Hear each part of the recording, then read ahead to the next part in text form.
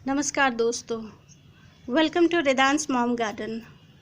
तो दोस्तों, आज का मेरा वीडियो है तुलसी पे। तो दोस्तों, मेरे एक बहुत ही अच्छे सब्सक्राइबर हैं, उन्होंने कहा कि आप तुलसी पे वीडियो डालिए। तो मैंने सोचा आज मैं तुलसी पे वीडियो बना ही दूं। और दोस्तों, तुलसी जी का नाम होली बैसल, वृंदा, वैष्णवी है, बहुत सारे नाम हैं इनके। और ये बहुत ही पॉपुलर प्लांट है और हर एक के घर में मिल ही जाता है। जिनको गार्डनिंग का शौक़ नहीं है उनके घर में भी आपको तुलसी का पौधा मिल ही जाएगा। तो दोस्तों, आज हम बात करते हैं इसके बारे में, छोटी छोटी टिप्स के बारे में हम बात करते हैं, ताकि कैसे लंबे समय तक तुलसी जी का पौधा घर में टिका रहे। ये एक पेरिनियल प्लांट है जो सालों साल जीवित रहता है। तो अगर ये पेरिनियल प्लांट है तो एक ही साल में सूख क्यों जाता है? क्योंकि बहुत सारे लोग कहते हैं कि बस एक साल तक तुलसी जी रहती हैं और विंटर आते आते सूख जाती हैं। तो अगर ये पेरिनियल है तो सूख क्यों जाती हैं? और तो दोस्तों, मैं आपको इसके टिप्स बताती हूँ कि कैसे हम सालों साल बचा के रख सकते हैं। ये पौधा मेरा 4 साल से ज़्यादा हो चुका है, शायद 5 साल होने को आया है ये पौधा। और देखिए, ये बहुत ही हेल्दी और बुशी है। तो मैं बताती हूँ कि कैसे इसको मैंने देखभाल किया है, कैसे मैंने इसको अच्छे से रखा है ताकि ये 5 साल तक टिका है मेरे पास। और दोस्तों, ये जब तुलसी का पौधा 1 साल में मर जाती है तो काफ़ी डिमोटिवेशन हो जाता है, मन दुखी हो जाता है। तो दोस्तों, मैंने सोचा कि चलिए आज मैं अपना केयरिंग टिप्स आपके साथ शेयर करूं। तो दोस्तों, सबसे पहले मैं बात करती हूं टेम्परेचर की। तो तुलसी जी के पौधे को 18 से 35 डिग्री सेल्सियस का टेम्परेचर इसे चाहिए। बहुत ही अच्छे से ग्रोथ होती है। लेकिन अगर 18 से कम हो तो भी तुलसी जी सूख जाती हैं, लीफ सब सूख जाता है। और 35 से ऊपर हो टेम्परेचर तब भी इसके लीफ के साइज छोटे छोटे होने लगते हैं और सूख जाता है, लीफ बर्न हो जाता है। तो क्या किया जाए ताकि इनको बचा के रखे? जैसे हम हिंदू संस्कृति में कहा जाता है कि जैसे तुलसी जी के ऊपर विंटर में चुनरी डाल दिया जाए, ताकि पूजा होता है एक, मुझे वो पूजा का नाम याद नहीं आ रहा है कौन सी पूजा है, उसमें चुनरी चढ़ा दी जाती है। तो उसका ये मतलब है कि ओस जो है वो तुलसी जी के ऊपर ना पड़े। तो वो चुनरी से ओस बच जाता है, नहीं पड़ता है प्लांट पे, तो हमारी तुलसी जी बच जाती है।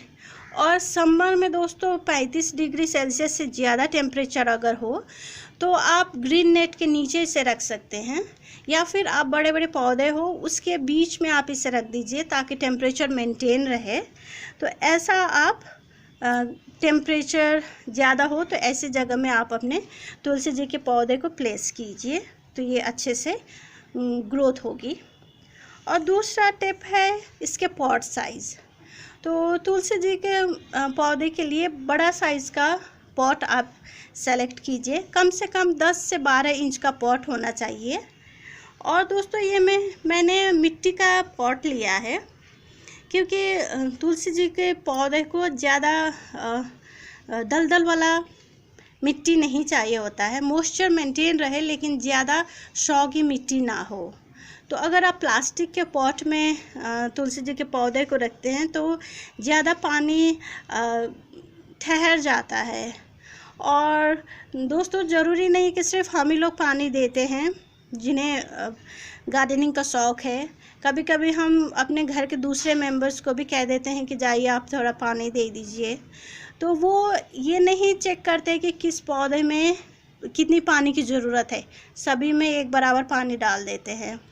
तो ज़्यादा पानी हो जाए तो भी पौधा ख़राब होने का चांसेस होता है। तो अगर आप मिट्टी का पॉट सेलेक्ट किए हैं तो मिट्टी के पॉट में इवापोरेशन हो जाता है साइड से, तो ज़्यादा पानी भी पड़ जाए तो भी कोई दिक्कत नहीं है। तो आप मिट्टी का पॉट सेलेक्ट कीजिए। और दोस्तों, तुलसी जी का पौधा जितना ऊपर की तरफ बढ़ती हैं उतना नीचे में रूट भी ज़्यादा डेवलप होता है। तो अगर आप छोटे पॉट में प्लांट लगाए हैं तो इसका रूट अच्छे से डेवलप नहीं हो पाता है, रूट बाउंड हो जाता है, जिससे प्लांट को पूरा पानी नहीं मिल पाता है। तो ये ड्राइनेस हो जाता है प्लांट में, तो ये प्लांट ख़राब होने का चांसेस है। तो आप बड़ा पॉट रखिए, और अगर छोटा पॉट आपने सेलेक्ट किया है तो 1 साल तो अच्छे से चल जाएगा पौधा, उसके बाद हो सकता है सूख जाए। और दोस्तों तुलसी के पौधे में जब ऊपर का मिट्टी सूख जाए तभी आप इसमें पानी दीजिए। और दोस्तों एक मिथ है कि हमें ट्यूसडे और संडे के दिन तुलसी जी के पौधे में पानी नहीं डालना चाहिए, लेकिन दोस्तों मैं तो कहूँगी कि आपने अपना पॉट कहाँ रखा है ये जगह देख के आप इसमें पानी डालिए। जैसे कि अगर आपने बालकनी में रखा है, वहाँ पे 2 घंटे की धूप आती है, तो आप अगर रोज़ पानी इसमें देंगे तो ज़्यादा पानी की वजह से रूट गल सकता है।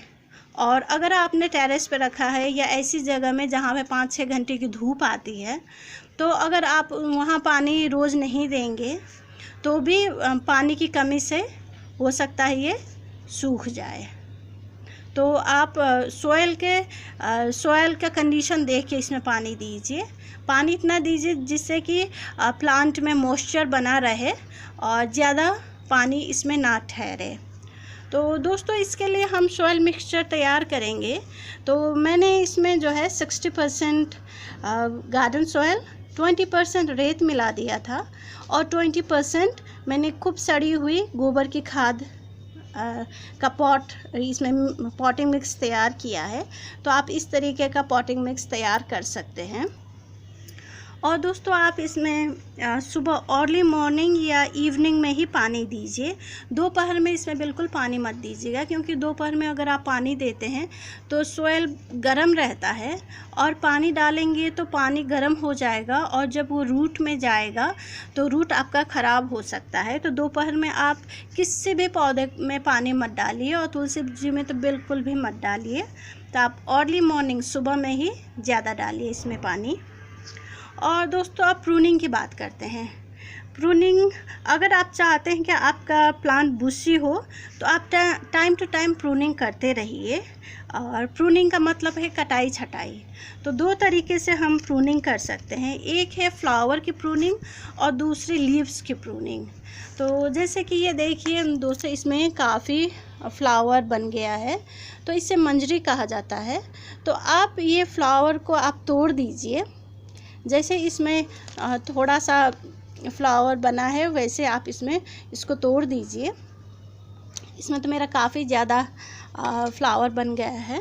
तो बरसात का सीज़न है इसलिए ये प्लांट में कोई दिक्कत नहीं है, और ये मेरा 4-5 साल पुराना प्लांट है तो इसलिए इसमें कोई दिक्कत नहीं है। अगर 1 साल प्लांट है, 1 साल का प्लांट हो गया है, या फिर आप तुरंत नर्सरी से पौधा लाए हैं उसमें मंजरी बन जाए तो आप उस मंजरी को तुरंत ही हटा दीजिए। नहीं तो ये होता है कि तुलसी जी अपना सारा न्यूट्रिएंट जो है वो सीड बनाने में लगा देती हैं, तो आपका प्लांट हो सकता है सूख जाए। तो इसलिए ये जितने भी फ्लावर हैं ये सब को आप प्रून कर दीजिए।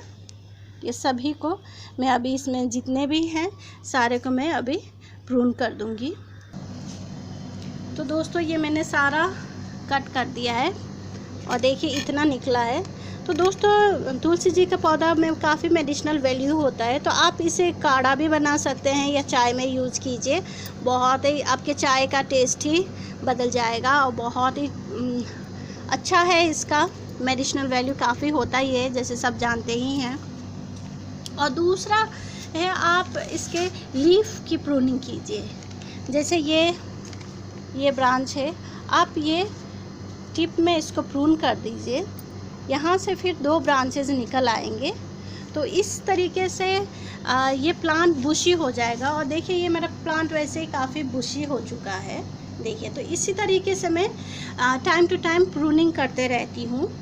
तो दोस्तों अब बात करते हैं फर्टिलाइज़र की और पेस्टिसाइड्स की। जैसे दोस्तों इसे ज़्यादा फर्टिलाइज़र की ज़रूरत नहीं है, फर्टिलाइज़र फीडर प्लांट ये नहीं है। इसके जो लीव्स झड़ते हैं उसी से ये अपने लिए खाद बना लेते हैं, तो इसमें ज़्यादा फर्टिलाइज़र देने की ज़रूरत नहीं है। जैसे अगर आप दूसरे पौधे को महीने में एक बार फर्टिलाइज़र दे रहे हैं तो इससे भी आप दे सकते हैं, लेकिन इसमें केमिकल्स बिल्कुल यूज मत कीजिए। इसमें आप खूब अच्छे से सड़ी हुई गोबर की खाद इसमें डाल सकते हैं, तो ये गोबर की खाद में बहुत अच्छे से ग्रोथ होती है इसकी। तो आप केमिकल्स बिल्कुल यूज़ ना कीजिए। और दोस्तों जैसे मैंने बताया कि ये एक मेडिसिनल प्लांट है, तो इसमें ज़्यादा कीड़े नहीं लगते हैं। इसमें मेरा आज तक 5 साल हो गया, एक बार भी इसमें कीड़े नहीं लगे हैं। तो कीड़े किस बेसिस पे लगती हैं? जब प्लांट की इम्यूनिटी कम हो जाती है तब प्लांट्स के में कीड़े लगते हैं।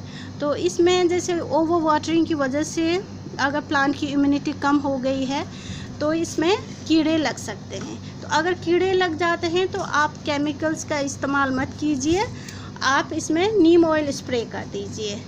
और ये नीम ऑयल स्प्रे से सारे इसमें के जितने भी पेस्ट है वो सब ख़त्म हो जाते हैं और ये आपका प्लांट फिर से हेल्दी हो जाएगा। तो इसमें आप केमिकल्स बिल्कुल भी यूज़ मत कीजिए। दोस्तों अब हम इसके प्रोपागेशन की बात करते हैं। तो जैसे ये सीड बन जाते हैं तो सीड से आप रेनी सीजन में नया प्लांट जर्मिनेट कर सकते हैं। जैसे कि देखिए दोस्तों, ये मेरा थूजा का प्लांट है, इसमें इसके सीड्स गिर गए थे। तो देखिए ये काफ़ी ज़्यादा मात्रा में तुलसी का पौधा उगाया है। देखिए ये सारे तुलसी के ही पौधे हैं। तो बरसात में ये अपने आप ग्रोथ भी हो जाती है अगर जहाँ जहाँ सीड्स गिरे हैं, या फिर अगर आपके पास सीड है तो आप बरसात में इसको जर्मिनेट कर सकते हैं। और आप इसे कटिंग के थ्रू भी कर सकते हैं। इसके कोई भी हेल्दी हेल्दी ब्रांच लीजिए और उसको आप कटिंग से ग्रो कर दीजिए तो ये चल जाता है। तो दोस्तों आशा करती हूँ कि मैंने सारे टिप्स, और दोस्तों मुझे लग रहा है मैंने सारे टिप्स आपको बता दिया। अगर आपको इसके अलावा कुछ और जानकारी लेनी है तो आप प्लीज़ मुझे कमेंट कीजिए, और मेरा वीडियो पसंद आए तो प्लीज़ मेरे वीडियो को शेयर कीजिए, लाइक कीजिए। और दोस्तों आपके लाइक करने से हमें मोटिवेशन मिलता है, तो आप प्लीज़ लाइक कीजिए, शेयर कीजिए, और नए व्यूअर्स हैं तो प्लीज़ मेरे चैनल को सब्सक्राइब कीजिए। अगर आज का वीडियो पसंद आया तो लाइक और शेयर करें और बेल आइकन भी दबाएं, क्योंकि जो भी हम वीडियो बनाए वो आपके पास आ जाए।